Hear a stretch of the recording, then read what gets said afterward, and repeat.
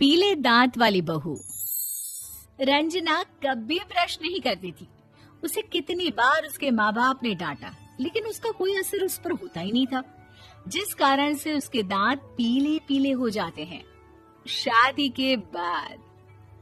अरे बहू, वैसे तो तुझ में कोई कमी नहीं है, पर तेरे दांत इतने पीले कैसे हैं बेटा? कैसे मतलब? कोई सर्जरी थोड़ी ना कराइए। वो तो क्या नाम, मैं ब्रश नहीं करती थी तो पीले हो गए। अब क्या करूं? आप कहे तो लाल करवा लूं या फिर काले? यार ये क्या है, क्यों माँ से लड़ रही हो? लड़ रही हूँ? अरे मैं लड़ रही हूँ या ये बोल रही है कि दांत पीले हैं, पीले। अरे तपस्या थोड़ी ना की है इन्हें पीले करने के लिए। बकायदा ब्रश नहीं किया है 20 साल तक, तब जाकर डेंटिस्ट के पास जाकर अब देखो कैसे पीले पीले लग रहे हैं। रंजना सास की तरफ गुस्से से देखती है। फिर शुरू हो गई पीले पीले पीले। अरे पीले तो तब भी थे जब मेरे हाथ का रसगुल्ला उड़ा उड़ा कर खा रही थी और बोल रही थी, लड़की नहीं गुणों का खजाना दे रहे भाई साहब आप। खैर, अब वो लोग करते भी तो क्या करते, पीले दांत वाली बहू पल्ले पड़ी थी तो झेलना तो था ही। एक दिन कीर्तन में रंजना गाना गा रही थी। अरे कमला बहन, माँ का द्वार है, यहाँ तो सब शुद्ध होकर आते हैं, फिर अपनी बहू को ब्रश भी नहीं करवाती तुम। दूर से पीले पीले दांत भक्ति में बाधा उत्पन्न कर रहा है। अरे कोई 2 साल के बच्चे थोड़ी ना लेकर आई हूँ मैं बहू बनाकर, अच्छी खासी लड़की है। अरे कैसे करवाऊं ब्रश, ये तो उसे खुद करना चाहिए ना। अब माँ बाप तो इसके जैसे तैसे निपटा दिए, ये नहीं सोचा कि सास कैसे संभालेगी। सास बहू को लेकर घर आ जाती है, लेकिन सोच लेती है कि अब इसे लेकर कहीं नहीं जाएगी। अगले रोज बहू कहती है, अरे क्या हो गया, मंदिर नहीं जाना क्या? कीर्तन का वक्त हो रहा है। मेरी मधुर वाणी से कान्हा जी जागते हैं और सोते हैं। आप तो जानती है ना उनकी भक्ति में कितना मन लगता है मेरा। वो क्या है ना, तबीयत ठीक नहीं लग रही है मेरी, आराम करूंगी मैं। तबीयत ठीक नहीं लग रही? अभी तो मिथुन के गाने पर नाच रही थी आप, और अब बोल रही है कि तबीयत ठीक नहीं लग रही। अरे भक्ति में मन लगा लो सासू माँ, ऊपर जाना है, क्या मुंह दिखाओगी आप? हाँ? सास को बहू की बात पर गुस्सा आ जाता है। मैं क्या मुंह दिखाऊंगी, इसकी चिंता तो ना कर, समझी? अपने मुंह की चिंता कर, जो ये पीले पीले दांत लेकर हर जगह पहुंच जाती है। पता है लोग कितना मजाक बनाते हैं। ना जी ना, मैं नहीं जाना कहीं तेरे साथ। तो ये बात है।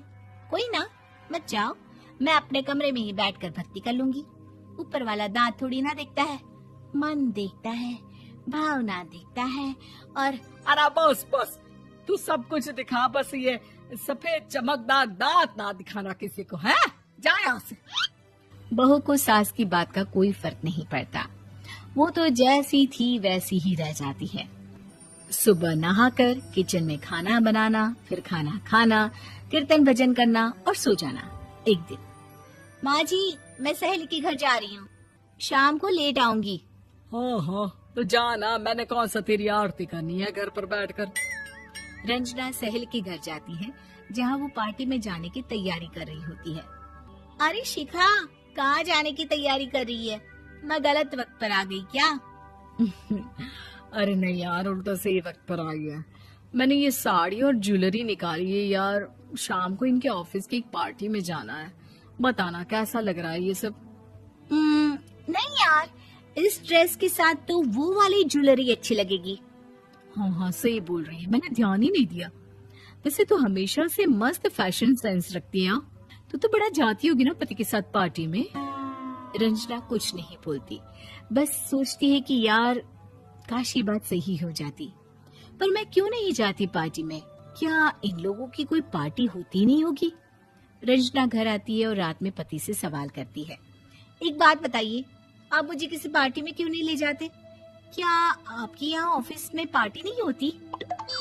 पति बेचारा क्या कहता कि दांत पीले हैं तुम्हारे इसलिए। अरे कोई पार्टी होती नहीं हम लोगों के ऑफिस में, तो कहाँ से लेकर जाऊं? और मार्केट, मॉल, कहीं वीकेंड घूमना, कहीं तो। अरे यार, सारे हफ्ते में एक छुट्टी मिलती है तो सोचता हूँ कि आराम ही कर लूं। क्यों? रंजना मन मार के रह जाती है। पहले कभी सास के साथ मंदिर जाया करती थी, लेकिन वो भी सास ने ले जाना बंद कर दिया।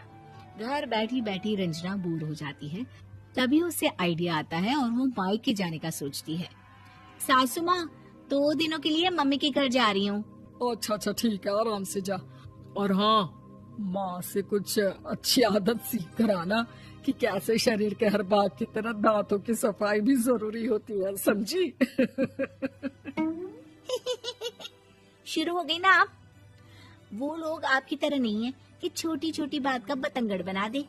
उन लोगों के लिए मैं मायने रखती हूँ, ना कि मेरे पीले पीले दांत। रंजना माँ को बिना बताए उन लोगों को सरप्राइज देती है, लेकिन जैसे ही वो दरवाजे पर पहुंचती है, अंदर देखती है कि घर वाले कहीं जा रहे होते हैं। अब माँ, काश रंजना दीदी के दांतों वाली प्रॉब्लम नहीं होती तो वो भी हम लोगों के साथ चलती ना बुआ जी की बेटी की शादी में। हाँ बेटा, लेकिन अब उसे कौन समझाए कि उसको उसके पीले दांत नहीं दिखते, लेकिन उसके आसपास के लोगों को कितना एम्बैरेसिंग फील कराते हैं। मुझे तो कितनी बार उसके स्कूल की टीचर ने शिकायत की कि उसके साथ कोई लड़की बैठना भी नहीं चाहती और ना ही कॉलेज में कोई उससे बात करना चाहता था, लेकिन पता नहीं क्यों उसे ये बात समझ में ही नहीं आती। कोई कमी नहीं है उस लड़की में, बस यही कि दांत पीले हैं। वो तो भला हो जीजा जी और उनकी माँ का, जो दीदी को जैसी है वैसे ही रखा हुआ है। रंजना को अपने घर वालों की बात सुनकर बहुत दुख होता है।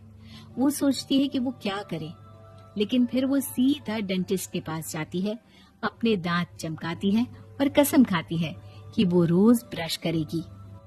अरे क्या हो गया? तुम तो 2 दिनों के लिए गई थी ना, पर कोई ना, अच्छा है, चलो आ गई तो।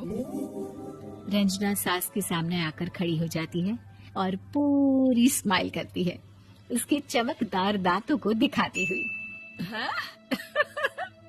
चले मंदिर। माँ, मुझे माफ कर दीजिए, मैंने आप लोगों को बहुत एम्बैरेसिंग फील करवाया। मैं आज से रोज ब्रश करूंगी।